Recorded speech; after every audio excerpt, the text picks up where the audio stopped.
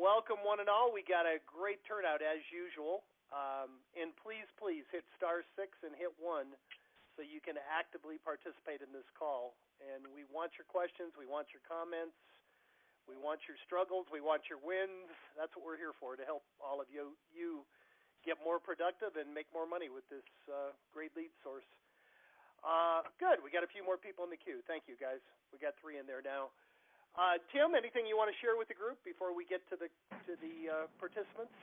No, not really. I'm looking forward to the fall. I hope everybody's rocking and rolling, making their fall plans and executing on them. And I want to hear what our customers have to say, as always.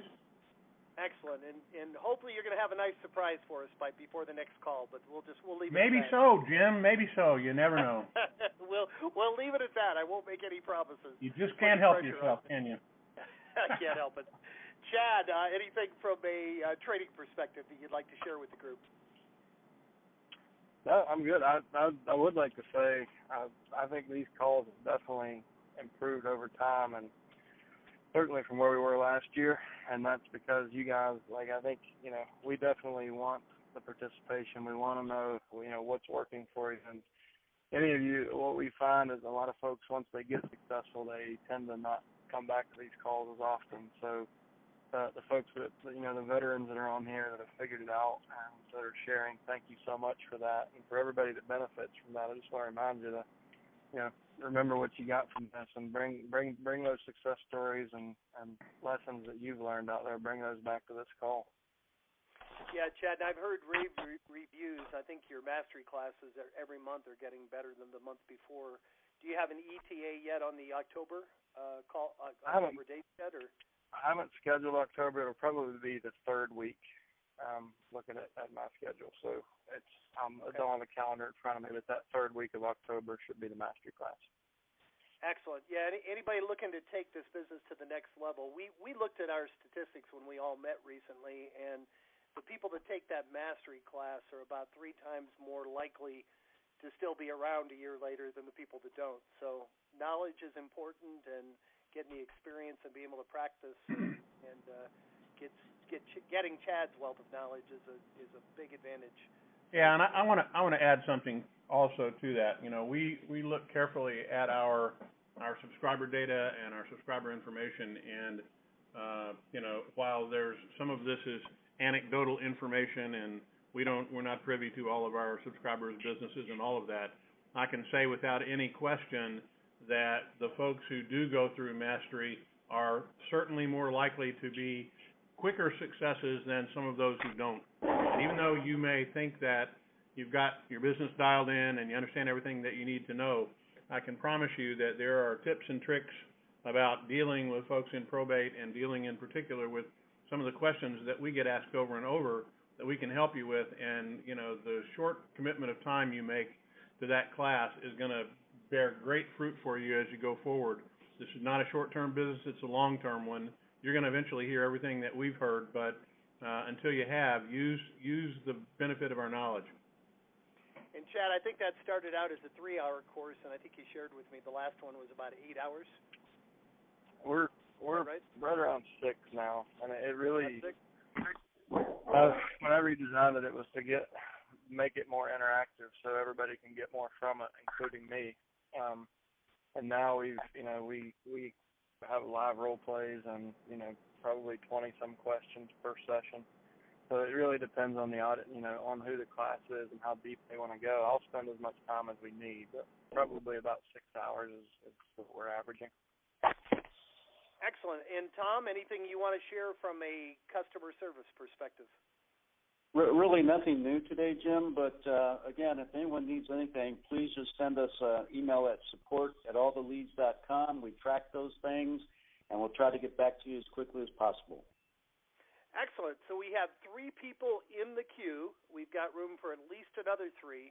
Again, if you would like to participate, have a question, comment, something you want to share with the group, please hit *6 and then hit 1. And let's go to our first person. Phone number ending in 8835. You're up. Hi, this is Jim. I was just wondering when a wholesale offer might come in from an investor what are we tending to see as far as a percentage of market value that we might talk to a personal representative about or represent to them that is typical, or what might I expect those offers to be for cash to buy a house right now? Yeah, that's a great question. I was talking to a prospective client asked me that question this morning. I mentioned one of the key elements of your team, you want to have an investor in place. In my experience and from what we hear, about 5 to 10% of these executors, most of them are not in a distress situation. They're motivated. But about 5 to 10% of the time, you will have a situation where mom died, we got to get dad in a nursing home, and we need the money right away. And the agent asked me that very, very same question. My experience, it's varied from an investor perspective depending on the market and depending on the area over the years. But typically in my market in South Florida, investors are looking to buy anywhere from 65 to 80 cents on the dollar, somewhere in that range. Most of the time they want about a third below market. Chad, what's it like in Roanoke, Virginia? What's considered a good deal for an investor? For me, it's about 50 cents on the dollar. Okay, I think it's the old tried and true. If you look at the ARV or top retail price, so ARV is your after repair value, and that's typically, if the home were pristine, what's the most money it would sell for on the retail market. If you take that times 75%, minus repairs. What's difficult that I find with real estate agents is most of the time they don't have a real good handle on construction prices. So if you're trying to take a deal to the investor but you don't have the construction knowledge, you can sometimes get yourself in trouble because you take a deal that's not really a good deal. You might think it needs 20 grand in work, and when he gets there it might need 60 grand in work. So the way I've helped people get out of that kind of make it a simpler formula, if you look at the price the house would sell for this week, like to get people excited enough to write a contract this week on MLS and as is, where is condition, if you take that times 75%, that's typically going to give you that exact same price. But you don't have to do all the construction guesswork if you don't have a construction background. And I've tested this in spreadsheets, on live deals, on my analyzed deals that I've flipped, and you'll always fall within a couple of percent of that same price. So a real simple way to do it, figure out what it's worth today on MLS as is, times 75%, and there'll be someone in your town that'll pay you cash for that house quickly. It's interesting, Chad. Regardless of the price range, it's usually... Yeah, I've had conversations with investors in California. I mean, if you're in Beverly Hills and you're dealing with $3 million houses, 90 cents on the dollar might be okay. If you're in Roanoke, there's obviously exceptions. I mean, in some of these crazy markets now, like, in the Bay Area, you're never going to find a deal like that in the Silicon Valley. Right. But, I mean, in D.C., even as crazy as that market is, I know guys that are buying houses for 50, 60 cents on the dollar and making $200,000 spreads on, probate, vacant, different things. So the deals are out there. But that's kind of if you can get a deal at that, you can find a buyer within 24 hours. If you can get, and depending on your market, if you're in a super hot market, you can do, it doesn't quite have to be that aggressive. And something else to mention, when you're talking about investors, there's really two classes of investors. You've got your long-term buy and hold guys. They're typically going to be comfortable paying 70 to 80% of market, where your fix and flip guys are taking a lot more capital risk because they're usually using cash or hard money. And the market can change at any time. They've got a lot of different projects going, so they're pricing in that additional risk, and they're looking for the 60 to 70 cents on the dollar typically. So the point there is, what's not a good deal to a flipper could still be a phenomenal deal to a long-term landlord that has more of a long-term outlook and is using leverage instead of cash. Makes sense, Jim? Yes, thank you very much. You're very welcome. Thank you for participating. We have 3 more people in the queue. Phone number ending with 1003. You're up. Rodger, Lacey, can you hear me okay? We can hear you, Rodger. Welcome. I agree totally with what Chad has given out. You got to look at the repairs on that, and Chad's right on the money. That's what I'm experiencing is. I have had just this last week about four probate listing opportunities come up, and they've come up rather quickly. I've been working with some of them for about 2 months, and all of a sudden they pop and they're ready to go. 2 others come off of old lists that I've made additional calls on and mailings, and one of them said, "Oh yeah, I got your mail here, and thanks for following up. You did leave me a message, and I just haven't had time to catch up with you." So I'm here to endorse again Chad's right-on policy of mail 3 months to the PRs and the attorneys, and follow up with phone calls, and even if they're past the 3 months, if there's even an inkling of possibility, keep it on the call list. So I'm seeing some real returns on that. I can say that in Arkansas, where I'm at, it's a real probate is an attorney-centric and judge-centric process, and coming up with the CMA is not necessarily got a lot of flies, but a BPO looks like an appraisal, and I found a great tool that I'm using to get the BPOs, and that's PDF Filer. As a service that I'm using, I can get the BPO started, run it over to Excel, and just finish out what I need to do rather quickly. It does automatically the calculations on everything, and just throwing in comments. So I'm having pretty good luck with that tool, and it allows me to compress my time on that and what I'm doing. So I've got about four listings coming up and several sales coming up, just basically from calling and just working hard on this stuff. On my $1 million estate, on my multi-million-dollar estate, I've got 2 agents up in Benton County working to bring me a buyer, and I went out and I visited with Farm Credit in the rural areas over here, and that's more of a credit union. And I met with both Washington and Benton County folks, had lunch with them, and I said, send me buyers for rural properties, because I've got rural properties that I need to sell, and got real clear on what they're looking for. So it's busy. Hey, and did I hear something, Jim, that Tim, you're going to release the CRM tomorrow? Mute him out. Still there, Tim? Way to go! Nicely done. I think Tim went dark. I think we are days away rather than weeks, Rodger. That it is finally very, very close. So thank you. I didn't go away, and I'll answer your question.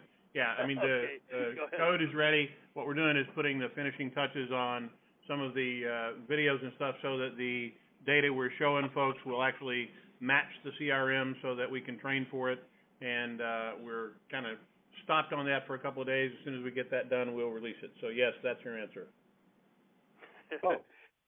So I can see that tomorrow then. Okay, I'm glad to hear that. Okay, thank you. I did not say that. But I really appreciate you asking. It's always good to hear from you, Rodger. Rodger, I can see why you do so well, because the assumptive close. And I have to congratulate you. You're always willing to talk to our agents. You're always working it. And you were not a prospector when we met you. We sort of had to push you and making the phone calls and following up on these leads, and you've done remarkably well, so thank you. Hey, if it works in Arkansas, it will work anywhere, right? Yes, absolutely. And I got to hand it to Chad. I follow him. He's my guru. And the most important thing that he gave me and emphasized in the master class that I took was be very clear on what your unique sales proposition is. And once I got through that, I started having something that I thought was of value other than just selling cheap properties. And keep the focus on the estate, and I'm always jerked back to that in Arkansas, because the attorneys are sitting there. They know they've got to provide information to a judge, and a judge is going to decide on that. And I've found some shortcuts to get those closed quicker, but and get court approval quicker. But I'm educating attorneys on that also, that just think that they have to wait 6 months before they can even put it on the market. And found a couple of tricks that I'm sharing with my new attorneys, and asking them to check with another judge. And I'm trying to get, and I will be getting in front of all of the probate judges in Washington County, just to visit with them so that they can know who I am. I'm pretty blessed with a little organized competition in Washington County, Arkansas. So I'm trying to maximize that as I move forward. Well, that is great. One little nugget that you mentioned there that I don't want to just pass over quickly. When I'm talking to new agents, I always tell them, we find almost without exception, the attorneys will tell the heirs, the executors, okay, we filed the probate, you're not going to be able to sell the property for a few months. So these people are in a holding pattern. A lot of them don't realize that as executors, the PRs of the estate, they can list it now. I mean, what's the worst thing that could happen? You get an offer next week and you have to date the closing date a couple months down the road. So that should be included in your first conversation with these people is, well, your attorney's right. You may not be able to close for a couple months, but let's go ahead and get the property listed. Let's take advantage of this downtime to find a buyer for the property. And worst case, we just got to wait. If you're several weeks into the probate and it takes a month to find a buyer and a month to close, it's not that long of a delay in most markets, unless you're in California, and then you got to double everything. It takes a little bit longer in California, but that's a great point, Rodger. Thank you so much for sharing. Anything else you want to share this week? We've got a couple more people in the queue. Chad, any comments on what Rodger said? The last thing that I've got to add to that is that the attorneys, when they hear that they don't have to create an escrow account in their law firm that they don't have, and they don't want to go through the bonding process of doing that, the attorneys are creating a separate bank account for the estate so that the property can be sold. I have found that once I get the listing agreement in front of the judge, and he goes and he looks at the BPO and says, okay, yeah, that's pretty close. Okay, go ahead and put it out there. And if I get an offer while it's being considered, I rush that to the attorney, and the attorney just sits there and says, oh, we can get cash in the account if we can get a counter or an acceptance on this. And all of a sudden, the file that's in a stack in front of the judge's clerk automatically floats to the top, because now they've got an estate that can have liquidity to it to do other things and move it a lot forward. And I've already told the attorneys, or asked the attorneys, I want to make sure that the title company can get the termite company can get paid off of the costs to sell, and they have a real good perception of what the bottom line net to the estate is. And they sit there and they go, oh yeah, so we're going to be getting this number for the estate with everybody getting paid, and blah, and all of a sudden I get it closed before the 6-month announcement. They've got funds in an estate account to pay creditors that have anything that's coming in on the estate later. Rodger, what you did there, you really created tremendous value for the attorneys and the executors. And I'm concerned that there might be people on the call that are not in such an attorney control state. Chad, there's only a few areas in the country where the courts exercise that much control. In most areas of the country, that's not the case. I know Arkansas, California. What other markets do you know of, Chad, where the courts are that much in control? Hawaii and California are probably the hardest too, but I think the takeaway here is this isn't that complex to Rodger, because he made sure that he understood his local process, and then found a loophole and found a way that he could be of really high value, even to an attorney, even who's someone who knows this through and through. He found a way that he can improve on the system that they had and show them an easier way. So regardless of how, what the standards are in your market or how it's handled, I think that's the takeaway. Know your local process and find ways that you can provide value not only to the families but to the attorneys, and you'll have people, you'll be attracting business. Listings will find you.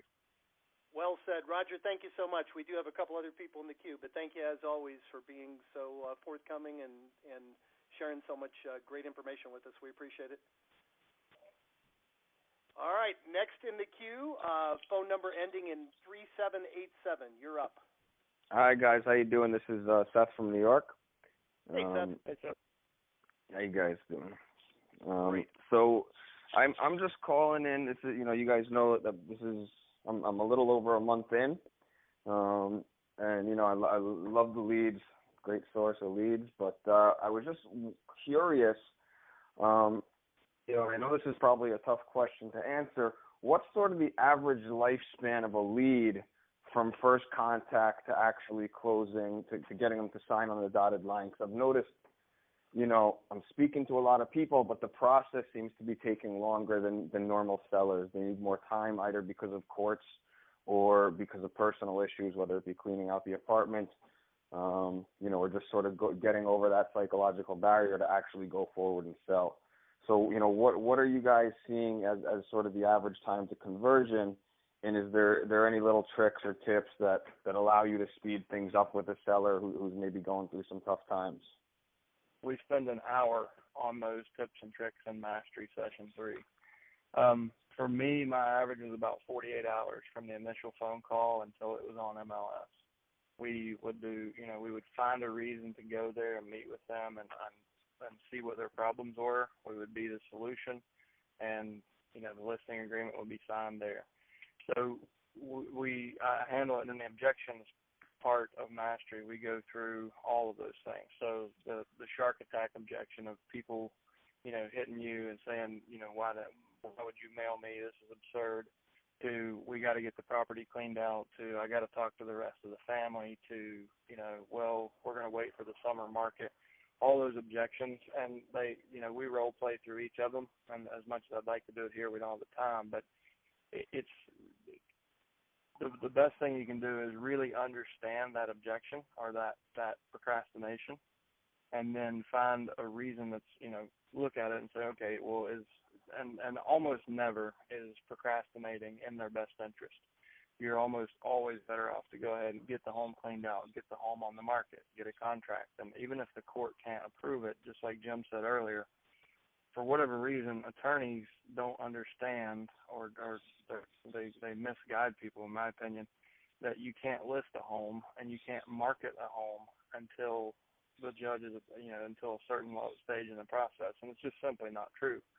So if you can show them how it's in their best interest to go ahead and get that market exposure, get a contract with a future, a longer closing date, if you can show them how it makes more sense to go ahead and get the personal property cleaned out and take that another step, if you can show them how you can take away the discomfort and the inconvenience and just do it yourself using your estate sale company and your clean out crews, you can usually blow through those objections and say, well, listen, let's sit down for 15 minutes. I don't care what the house looks like. We've seen it all. I just want to make sure that I understand where your goals. And I think what you're going to find is I can take a lot of this off your plate. It's going to be hugely helpful to you. And so I go a lot deeper in that. But it's really about understanding. I was going to say also next Wednesday. I'm sorry. Go ahead, Chad. I interrupted you. No, go ahead. You done? Okay. Chad, Seth, next Wednesday, the first Wednesday of every month, we do the role play call. If you could come on that call next Wednesday, 2 p.m. Eastern, and write down the 3 or 4 or 5 objections you're getting, and let's role play them. That's what Chad does in the Mastery Session. But that would be a perfect use of that time because I'm sure other people are running into the same objections. Chad, you call it the probate quicksand. They got their feet stuck in the quicksand, and you got to find a way to show them it's not to their advantage to wait so long. And Seth, congratulations to you. You're the fourth agent we've had in your market. You're the first one that's picked up the phone and made the phone calls. And the good news is you're getting a tremendous number of leads. I think when we talked to you a couple weeks ago, your first week you had sent off 5 or 6 packages. But now we just got to find a way to get those people to take action and get them listed. If you're available next Wednesday, I'd encourage you to come on and please, share the specific objections you're getting, and we'll role play them. And same to everybody else. Same code. Next Wednesday, 2 p.m. Eastern. Come on, and we'll role play that in detail. All right. Fair enough? Great. Yeah. All right. Great. Thank you for participating. We have one more person in the queue, and we've got about 5 minutes, so it's perfect timing. Phone number ending in 7244. You're up. Hi, yeah, this is Mike Abney in Pittsburgh, Pennsylvania, and I'm going to apologize in advance because I am so new to this, and the questions I'm going to ask are so basic that I don't want to insult anybody else who's been on the rest of this call. So please bear with me with what I ask. No need for an apology. Fire away. Okay, so the first question is, the next, I see the master class that started on 9/12. Do we have one starting in October, or is there an online version of that I could take perhaps over the weekend or over the next few days or over the next week? Have you gone through the fast track videos yet on the website? Have I gone through? I'm sorry, I missed that. Have I gone through what? The fast track videos on the website? Yes, I have. Yes. Okay, good. Okay. So Chad, where would you, if he's really anxious to jumpstart this and doesn't want to wait for the next class and he's been through the fast track videos, what advice would you give him? What we can do, Mike, is if you want to listen, I'll send you the recordings from the last class we did. Okay. And then I'll go ahead and enroll you in the live class for October, so you can go ahead and get through the September recordings, and then if you still want to come back for the live sessions in October, you're welcome. You'll be registered for those too. Okay. Thank you, Chad. That's much appreciated. Okay. So if you don't mind, send me an email. Send an email to Chad at all the leads. Or actually, let's do it this way. If you go to alltheleads.com, and then the top you'll see the system, education and training. Yeah. And just click there and sign up. Click the blue button so get started now. And when I see that come through, then I'll have your email and I'll send the recordings from September. Okay. Thank you, Chad. So my follow-up question. You and I, when I first signed up, had a quick conversation, and you mentioned I'm also just starting with Tom Ferry as well, and you mentioned a couple coaches actually use all the leads. I'm in sort of the discernment process of figure out which coach I'm going to end up with. Which coaches in Tom Ferry use all the leads? Is it okay to mention a coach, Tim? Do you see any reason why we should? Or if this has to be an offline conversation, that's okay. Or if you just want to, if that's an email, that's okay too. I just was looking for the information. That's all. I really think that based on our relationship with that, I think we can't really play favorites in regard to coaches. And I will say this, they do, they'll come in and out in terms of what they're doing, but I think a better approach to doing this, if it would be all right with you, if you'd like, if we reach out to a couple of folks that we know are doing this, how about we have them contact you? Would that make sense? Absolutely, yes. That's absolutely fine. Yes. Let's take that approach. Send me an email, Jim@alltheleads.com, because okay. I do have one particular person that I'd highly recommend. Okay. But we try to be generic and not favor one coach over another publicly. There's a lot of great coaches out there, and there's a good variety of different companies represented. So we're trying to be politically correct. But if you send me an email, I'll be glad to respond. I appreciate that. Thank you, Jim. Sure. Did you have another question? Nope, that was it. That covers it for now. Thank you. All right, awesome. And I think that is it. That was the last person in the queue, and it's exactly 30 minutes. I always like to end these calls. First of all, I want to thank you all for taking 30 minutes, out of your busy schedule, showing up today. I want to really thank the people who made the effort to participate. I always like to end these calls by challenging you. You took the time, and hopefully you were paying attention. Take one idea, one thought, one thing that really inspired you from this call. Go out and put it into action, and please come back next Thursday and share your results. And hopefully we will talk to you before then. Just a reminder, next Wednesday, 2 o'clock Eastern Time, same phone number, same code. please come for our role play call next Wednesday, and we will also talk to you next Thursday. Thank you so much, guys. Make it a great week.